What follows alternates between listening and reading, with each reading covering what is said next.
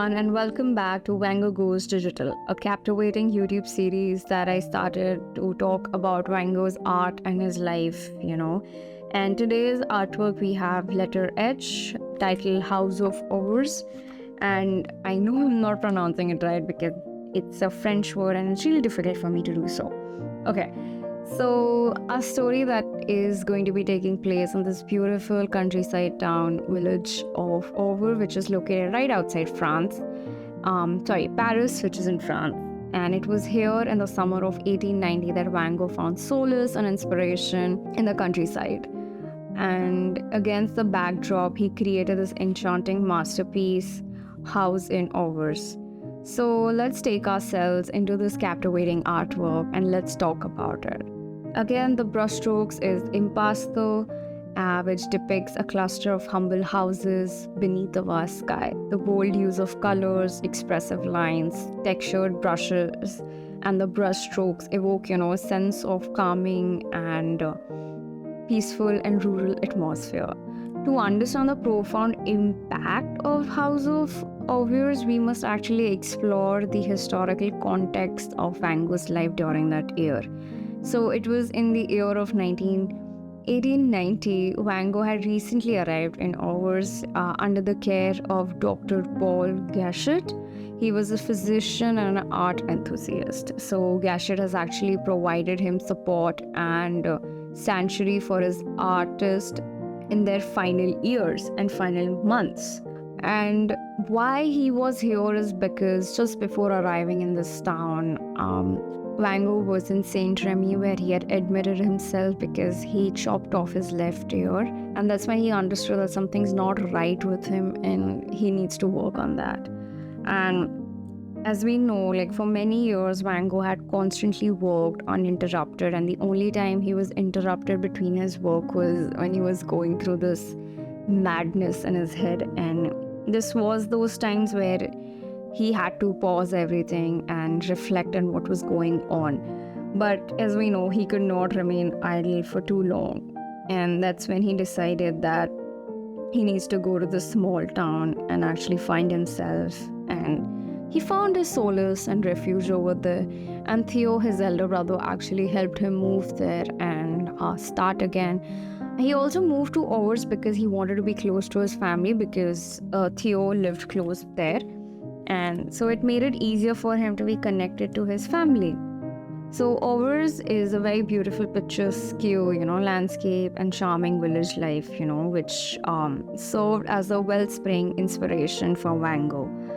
And the simple beauty of the houses and the idyllic, surroundings resonated with his desire to depict essence of nature and the human experiences.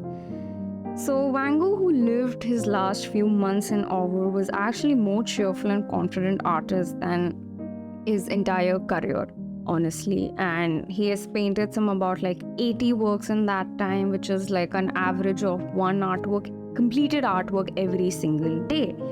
And critics have also commented that this is where demons have total grip on him.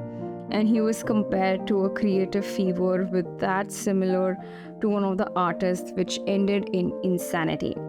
And again, one more time, the artist demanded himself of all that could possibly demanded of a human being, determined to create an enduring memorial before he vanished for all the time from the face of earth. Thus, at that rate is what Van Gogh legend claims, and of course there is no way to prove if that's true or that is what Van Gogh was going through, because yes, just 2 months after this he commits suicide, as we know. And he wrote in one of his letters to his friend that it's really remarkable that my nightmares have or largely ceased here. I did always tell Miss M. Freon that I would get rid of them once I have returned north. And accidentally, now that I'm no longer drinking, I am doing the work that is definitely better than before. A certain progress, that's all said and done.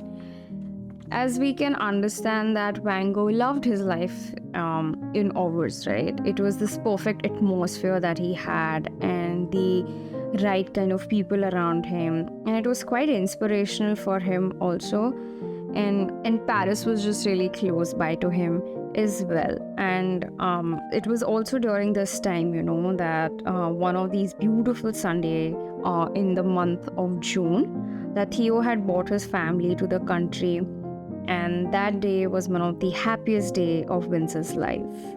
He was already thinking of setting an orbit at any rate, and he was actually thinking of getting a proper apartment and a place to stay instead of renting a room. And undoubtedly, like Van Gogh's life here was far more pleasant than it had been at Saint Remy, obviously, because in Saint Remy he was caged, and here he was this large fields and he felt free.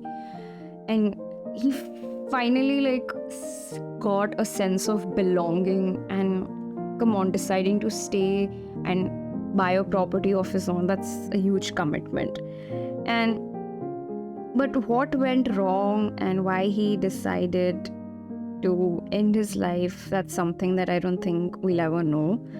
But not there was anything to make the artist who felt homeless, he felt this existential sense that more out of place or isolated than he had ever been in arts.